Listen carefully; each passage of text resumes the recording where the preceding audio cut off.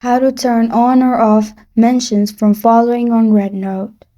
Hi everyone, it's Sophia to assist you today. Without any delay, let's jump right in. First, open REDnote app and log into your account. Click on three lines located on top left corner of your screen. You'll find Settings on bottom left corner of your screen. In here, click on Privacy Settings, which is below Notification Settings.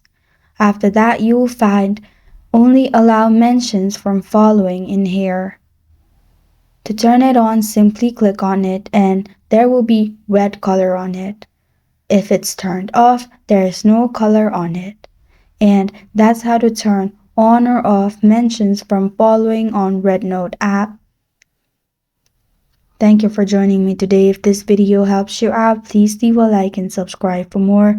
Got a question or want to suggest a topic? Comment below. I am Sophia signing off until next time.